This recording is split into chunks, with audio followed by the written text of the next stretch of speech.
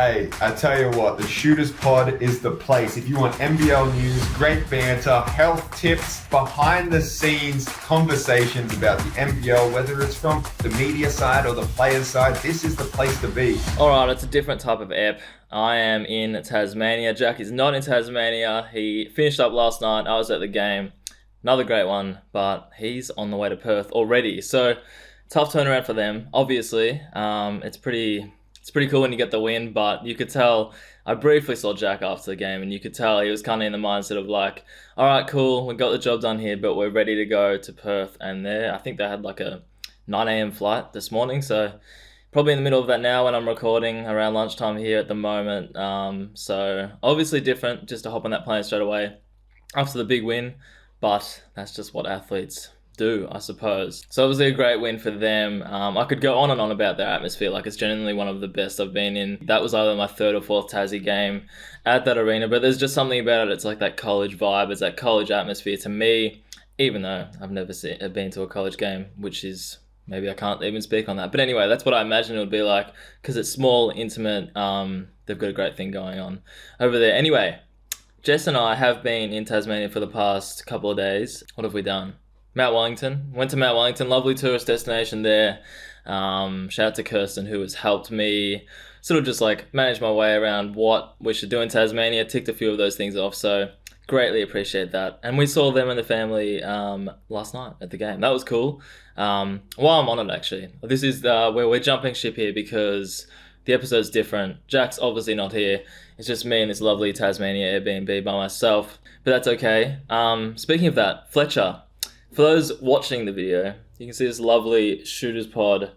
I'll try to twist that around, but basically, it's a Shooters Pod bracelet that, I don't know if it was basically based off the Taylor Swift vibes that were going on the past month or whatever it's been, but if that's what those Taylor Swift bracelets are, Fletcher made me one that says Shooters Pod, so that was very cool.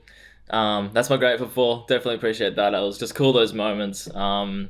Yeah, it's just something cool. And he even said, I was just like, oh, maybe we'll try to give it to Jack after the game. And they were like, no, it's yours. So I will proudly wear that around Tasmania and as I go back home as well. So that was cool. Anyway, the game last night, great game. Great game. I did have my doubts early. I shouldn't admit this, but it's just the way it was. I think Perth started, 6-0, 8-0. And it's obviously a long game, so I should know better by now that, you can't judge a game or based off a few minutes, but that's what I was doing, and I was like, okay, this will be interesting. But Tassie just didn't. Of course they're not going to panic. That's the type of team they are, and it was just cool to see how they came back. Milton Doyle, I'm going to bring him up straight away because he was just in that flow. There was a period during maybe like the, second, third quarter. He looked to be at one of his like sort of peak performances. I think he maybe only finished with 20 or so, but those points were huge. There was a moment there where he kept ISOing, he kept doing his thing, drained some big shots down the end as well, which we're all used to, so we shouldn't be surprised. But it was cool to see him going because I think last game it wasn't really the Milton Doyle we're used to or the game before. So cool to see that. Another one I was quickly going to touch on, Majuk Deng. Super cool to see him. He's come back from injury. He hasn't played a heap.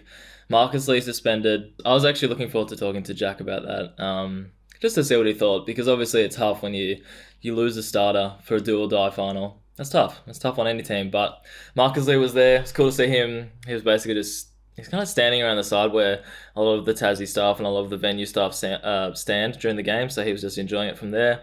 He was sitting, at times he was sitting courtside, like in the pre-game stuff and in the warm-ups and the intros where the guys ran out, and all the guys ran up to him and tapped him up and just said whatever they said. And after the game as well, I'm jumping around here because I'm getting memories as I'm talking through it. But at the end as well, it was cool to see like Will Magnay just like sprint up to him, embrace in a hug.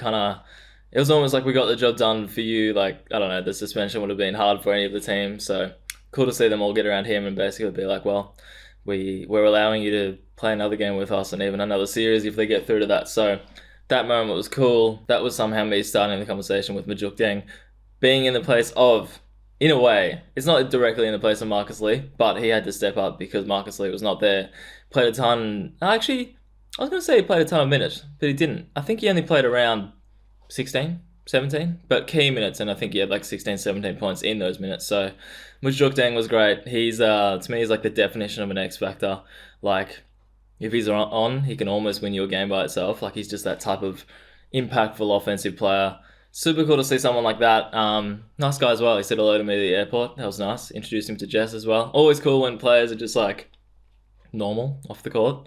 Always enjoy those moments, but he was great. I think Jack said just straight up after the game that they wouldn't have won without a performance like that from him. So yeah, X Factor performance basically helped him win the game. Jack was great again.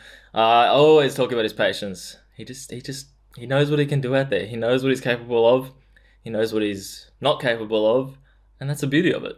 Now, I am wary of this being just a Tassie-heavy podcast, but it's hard not to be like, look, yes, I do it with Jack McVeigh, who is a Tasmania Jack Jumpers player, but they just came off a big win last night, so obviously I'm going to touch on them first, but a few more from their side. Their fans touched on them before, but always nice.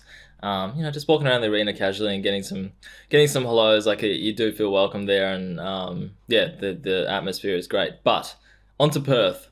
I think it's going to be a hell of a game 3. So that series is tied at 1-1. Game 3, I'm not sure when I'll release this, but it's Wednesday night.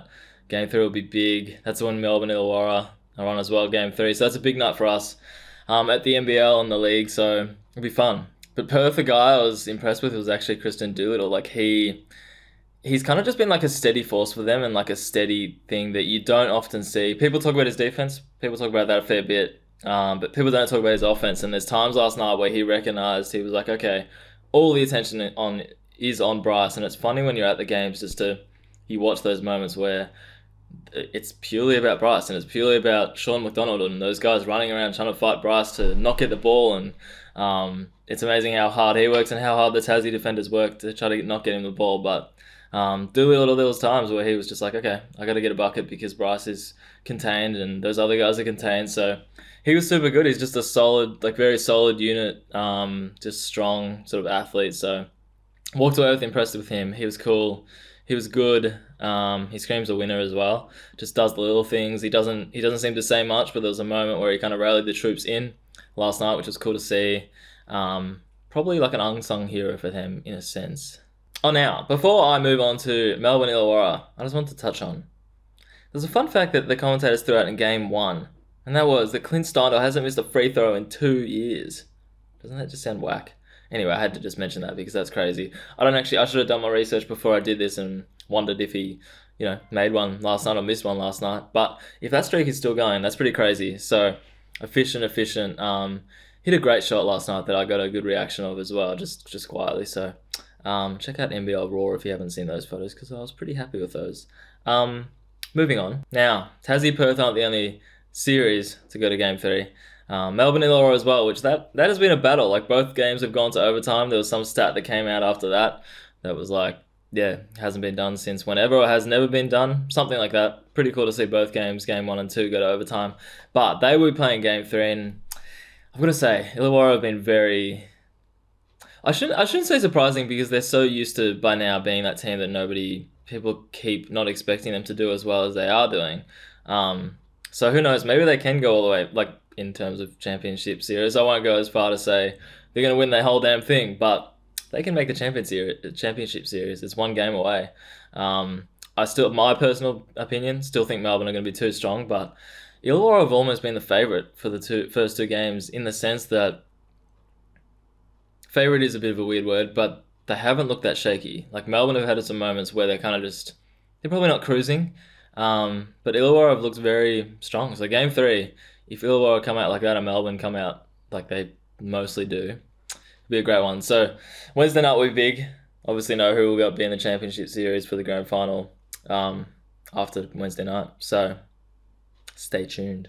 Dabo Hickey. I have to talk about him again. I know I keep touching on him, but it's pretty cool that we're talking about him at this part of the season, and he's like a big talking point. He's a big storyline, and that's cool coming from someone who's been a development player for a few years now. I think he started like Southeast Melbourne to Melbourne United to Illawarra now, or vice versa with those Melbourne teams, but he's just stuck with it, so that's been cool to see. It's his defense, it's his energy, it's his put-back layup to put the game into overtime. That's just what he does, and if we had a max contract, give that man a max contract or something. I think I'm not sure about his contract status, but if you're Illawarra, just bring him back for whatever he wants. There's not too many guys that like bring that culture. Like I feel good about him being on their team if it's a culture thing, it's an energy thing. He's shown what he can do. He buys into the defensive end. He's definitely been one of my favorite players from this series. So give that man whatever he wants. Speaking of winners, Melbourne, Dellavedova has just killed it quietly these last two games. Like just almost single-handedly carried them at times, defensively, offensively especially. Like he's just 30 points in that first one. Not sure what he had in the second one, but he was doing his thing towards the end, even though they didn't get the win. But him and Shea Ellie, just absolute winners. Like if you've got those two in the backcourt, if you've got those two leading the locker room, those two doing whatever they need to do to get the win, I trust you. I believe in them because they just do whatever it takes. It's really cool to see them in person as well because they're so unfazed. Like they just do this without being phased. They do this without getting annoyed. They do this without being too emotional one way or the other. They're just like professional leaders, and they're later on in their careers, so they've been around the ropes. They kind of understand this stuff by now, but it's still very cool to see. So, lastly, the JLA versus Sam Froling matchup. That's been super cool. There's nothing pretty about Sam Froling's game, like whether that's a talking point or not. It's pretty much a fact. Unless you're like a basketball head and you really like the how he operates, and I do, like especially in person. Like there's times where you're just looking at his soft touch, his consistent sort of patient down there, and then he just scores like consistently. And he was doing that. There was patches in both game 1 and 2 where you're just like he is flat out getting the better of Joe Luala-Chul, so which is no easy feat. So super cool to see that. Had to shout him out as well as he's been consistent, but there was that one game. Few games back versus Tassie, where Will Magnay just flat out got the better of him. Like in person, it seemed that way. He seemed a bit hesitant to go in there because Magnay was just flying around doing his thing. But to Sam Froling's credits, he's come out into this series versus Melbourne, and he's like, I don't care. Like I'm used to having, like I'm a professional now. I've been in this league long enough. I've played long enough to be like, one game isn't going to throw me off kind of thing. So really like how he's come out in this series versus Melbourne and one of the best other bigs in the league in JLA. So. And another highlight, after game 1, press conference, some reporter said to Sam Froling, like, how does it feel going up against, one of the best centers in JLA? And I think Sam Froling just flat out said, I'm one of the best centers as well. So it is what it is. And I didn't expect that. Like, you have people in the league, you have personalities in the league that are outspoken, that are going to say those things, but Sam Froling wasn't a name that I really expected to do that. So when he did, it hits differently. It's the same with on court. If people don't celebrate much, if people aren't animated, when they do, you pay attention and that moment means a lot to them. So I've become more of a fan of Sam Froling in this series and this sort of playoff run, and this season as well. He kind of flies under the radar, but yeah, he's a big old tick in my eyes. So that's the other series. I was trying to keep this episode short, but I'm just, there's a lot to recap. It's been some great basketball, and that leads me nicely into my hype up. Hype someone up. I just want to hype someone up. Go on a bit of a rant. Anyone that's caught our attention, just give him some love. I'm just hyping up the quality of basketball we've had. Like, it feels like every single playoff game we've had, every single play-in game we've had has just been elite. Like, it's just been down to the wire. There's been overtimes. There's been like a bit of grittiness on court in terms of both teams not really liking each other that much, and that's what you want in playoff basketball. Like, you want this stuff to happen. As a fan, there's nothing that gets me out of my seat more, or nothing that clicks me over to Twitter or my phone if someone's like, there's been a bit of a, like, we call it a brawl in NBA and like, not NBL so much, but you call it something, and it just makes you click on it. Like, bit of argy-bargy or words spoken. It could literally just say words spoken, and I'll be so quick to tap on that because that's just kind of, it adds to it. It adds to the whole game. Obviously, nothing over the top, but it means the players care. At the end of the day, if that stuff happens, it means they care, and that's what I want them to show. You want them to show that stuff. So, just hyping up the quality and the buy-in from all the players and everything. It's just been great viewing, great to cover it, great to talk about it. So let's keep that up because it's gone very well. Wow, this is a negative space. I'm just going to start chucking up random things I'm grateful for. This is incredible. This is the best grateful for I've ever heard. I already did my grateful for earlier. Super. It's cool when yourself, Fletcher, Kirsten, your whole family, just, yeah, really cool to meet people like you along the way.